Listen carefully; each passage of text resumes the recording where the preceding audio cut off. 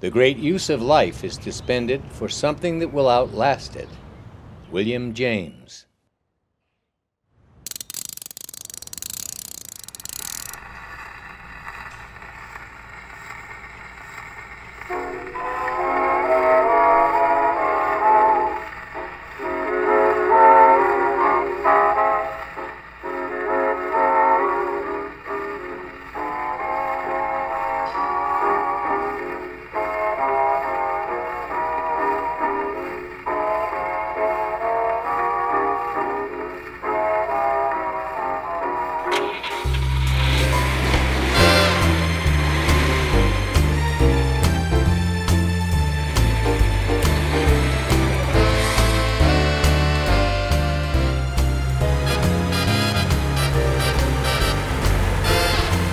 Stanley Zimmerman is one of a kind.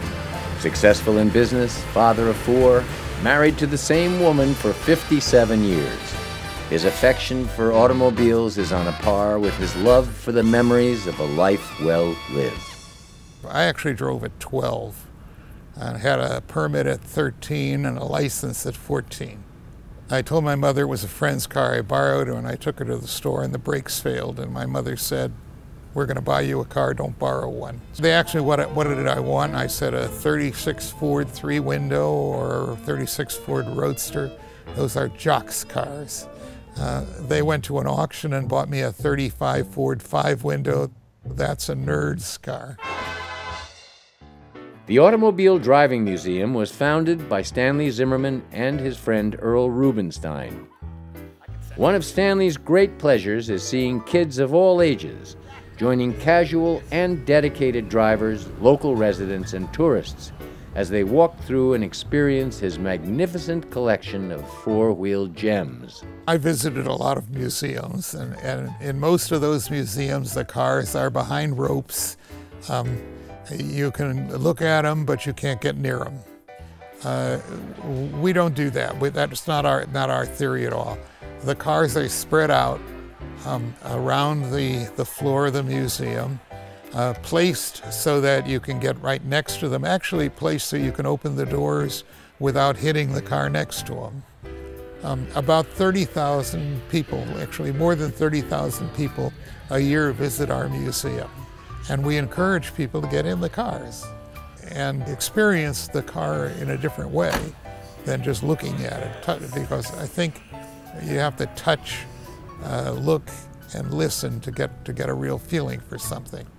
We try to collect cars that everybody owned throughout the decades, the slightly lower end cars, the mid-range cars, because not too many people are still around anymore remember having owned one of these, or Granddad owned a Packard. Granddad didn't own a Packard, Granddad owned a Ford. That's what everybody could afford. With what we do here in preserving these cars and preserving the history and the cultural impact, there is something about a car and its many facets that has to interest somebody on some level. There's more than just, it's a car. These change the world. So we tend to want to have the car we wanted when we were in high school, that we didn't get, or the car that we dreamed about when we were maybe younger than high school. When you get to your early 50s, people like to start to look for things that remind them of mainly their high school years. And so we like to be here with the car that they wanted or that they remembered when they were in high school. Well, I come here often, and then I sit down and I watch the public. That's what I really enjoy. Look at the expressions on their face. And sometimes docents will bring them over to me, answer a question. Which is probably very difficult to answer. Do you have a favorite? I usually say, whatever I'm driving. Sometimes they just come over to thank me for the museum. It's priceless. What I get from seeing the people that come here to the museum, particularly kids coming here, what I get from that, you couldn't sell a car for any price to equal what that's worth. Stanley's passion for automobiles was triggered in the early 1940s. Way back when I was pretty young. My father had a 1932 Buick 90 two-door, now Victoria. Anyway, I would climb into the Buick, get behind the wheel, and I was driving in my mind all over the world. And when I got into collecting, one of the cars I wanted was a 1932 Buick 90 two-door. And so I bought one. It took me a long time to find the right one. And occasionally I come here and I climb in my 1932 Buick and I travel all over the world again. It takes a special woman to love and understand a collector like Stanley. Myrna Zimmerman has been Stanley's champion for over 60 years. Stanley is very interesting. He's never boring. He's always doing something. He's got his dream, which I think is wonderful, to have your dream, you know? I collect teapots, but I mean, it's not a big thing in my life, you know? I collect cars because I love cars, and I collect cars in order to have them available for the public to enjoy and for them to be here, preserve them for future generations. One of our missions is that to get young people interested so that there are future collectors. If we can get 3 of those 30,000 to become car collectors, we're fulfilling our mission. So it starts with very, very young people. We have something called Hot Wheels Garage. So we do it in conjunction with Mattel. Young people, I'm talking 4 to 7-year-olds, and they are given a little index card and told to visit at least 6 stations where they learn something about automobiles. And then they can bring that card, which is then signed off in 6 places, and pick a Hot Wheels. Special events are held year-round celebrating all aspects of the automobile, including the popular Muscle Car Show, staged in front of the museum in the side parking lot. Big engines are required, and car enthusiasts bring their own vehicles to display for an appreciative crowd. The main museum houses a gift shop, cafe, and ice cream parlor, and an extensive automobile archive with books, magazines, and articles. We have my collection of books, which is about 3,000 books on cars and about 30,000 owner's manuals. We have repair books that will cover American-made cars from 1912 to 1962. Running such an organization requires advanced planning and approval from board members. Day-to-day operations are in the hands of Tara Hitzig. One thing that's very different about this museum is that we are a tactile museum, meaning that we like to be called the petting zoo of car museums. We allow people to sit and touch. The docents open the doors, allow our guests and visitors to sit, take pictures, and that really sparks good memories for people. So it's extremely different. We also take people for rides in our cars. So that's another huge difference. Every Sunday, we bring out 3 to 4 cars and take people for good rides so they can really experience what it was like to be in the car at the time. When I take one of these cars out on the road, there's nothing about what I'm doing that is anything remotely similar to driving a modern vehicle. It's a hoot. It's a type of time travel. It is stressful driving these cars in modern traffic. Traffic moves a lot quicker and it stops a lot quicker. These cars do not keep up and they do not stop as quickly, so that poses a challenge and you have to be very aware every moment. It makes it a little difficult to get around, but it's usually not too bad. Thank you. Thank you very much. You're welcome. So we rent this space out for parties. Every type of party you can think of. Corporate parties, birthdays, bar mitzvahs, bat mitzvahs. And we also do screenings like the documentary that you're watching right now. Volunteers are essential and appreciated for their help at the museum, which includes vehicle maintenance. Well, I'm a volunteer. I love cars all my life. But I retired a few years ago and I wanted to keep working, and my love of cars brought me to this museum. I volunteer and I come in and I help to maintain the cars. That's pretty much what my life is about these days. I admire a man that knows value and the interest that people have in cars.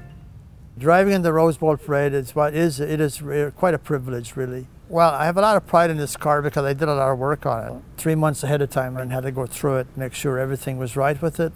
In the day of the parade, where they put the flowers on the car, I do talk about the museum, what we have in the museum, what we do in the museum, and then we get ready to drive. For Stanley Zimmerman, his most majestic cars require an elegant setting. This is our showroom. It is designed from pictures of a Packard showroom of the 20s. If you look around, you'll see that it is pretty fancy. It has chandeliers and it has brasswork. Stanley has a really neat way of expressing himself. He makes suggestions. He never tells you what to do. But if you don't take the suggestion, you can know that shortly afterwards you're going to be neutered. And the chandeliers, they're actually from 1928.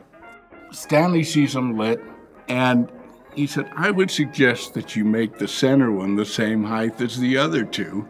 And I could tell by the look in his eyes, there was no discussing this. The showroom contains some of the most rare and award-winning examples of 20th century automotive design. The car we're standing in front of is a 1940 Packard Darrin Victoria. Our Dutch Darrin made about a dozen of them here in California. What kind of people would buy those cars? Clark Gable had one, Carl Lombard had one, and Earl Flynn didn't have one because Earl Flynn never paid for anything, he just borrowed them. But they were made for movie stars. Stanley takes a personal interest in sharing educational and fun trivia with his docents. I'm standing next to a 1916 Packard Twin 6. That isn't a battery box you're looking at, that's the tool box. Because when you drove one of these, you had to have tools with you. That gives you a good idea of the reliability of cars of 1916. Perhaps the greatest treasures of the Automobile Driving Museum are the history and personal stories shared by Stanley Zimmerman. My father used to buy only Plymouths, and in 1940, the new 41 Plymouth came out, and he said to me, we're going to go and pick out a new car. And he said, you can pick out the car for the family. So I walked down the row and I saw a convertible, and I said, let's buy this one. It's green and that's my favorite color. And he said, no, not a convertible, any four-door sedan. So I picked a four-door sedan, two-tone green, and that became the family car during World War II. I still pine to get my convertible. So several years ago at Hershey, where they have cars for sale, and I see it across the way, and I just beelined right for it, talked to the owner, and I bought the 41 Plymouth that I wanted in 1940 instead of the sedan. So I have my car now, and I have my father's car.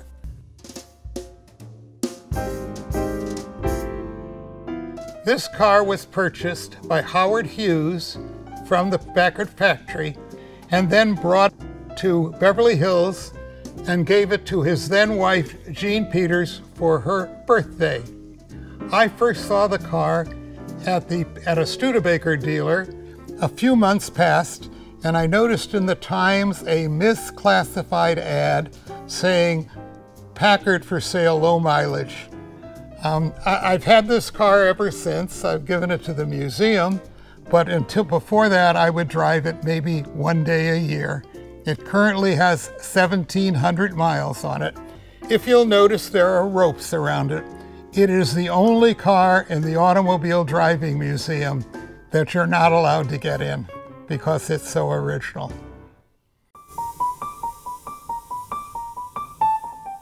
Studebaker had been stopped making cars in the United States in 1964, so this one was made in Canada. I want you to not only notice the fact that the top goes back and forth, and the seat comes down so it could be used as a station wagon as well as a pickup truck. They show a advertisement moving a refrigerator standing up, and I once had a refrigerator that I had to move, and I moved it in this car. It's a wonderful car to drive. Recently, I had my regular car in service, and I took this car out for a week, And then I got the following. One group of people would look at it and say, gosh, what a nice collector car. And then other people were avoiding me like the plague. The old guy driving the car he got new, and that's the only one he could probably manage. Watch out for him. I'm sitting in the chauffeur's position of a 1932 Plymouth Brewster Town Car that was custom made for Eleanor Roosevelt. If you'll notice, I'm out in the weather, and the passengers are sheltered. Why is that? Well, Eleanor wanted privacy when she had meetings with people and didn't want to be overheard.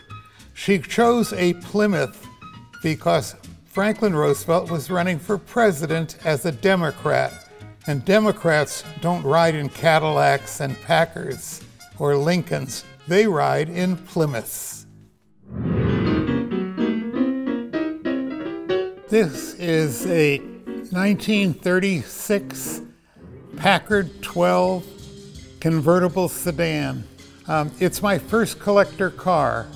I bought it in 1971. It didn't look like this then. It looked like a piece of trash. I didn't buy one that was all fixed up because I really wanted to do the work myself until I learned that I really didn't have those skills. I made every mistake anybody could ever make on restoring a car, including losing parts, giving it to the wrong restorers, and having it vandalized when it was stored. It wasn't finished until 1999, where it was shown at the 100th anniversary of Packard and took a first. People ask me what it's worth. I don't know, but to me, it's priceless. Many people think that Stanley Zimmerman is priceless, and that his museum is a must-see in Los Angeles, conveniently located in El Segundo near Los Angeles International Airport. I would like them to remember me as a car collector, but mostly as a person interested in people, to go look at the cars and enjoy them. I'm really a people person more than I am a car person. So I would like them to preserve the culture that I brought here, that this is an open, friendly place, and it was like Stanley's home.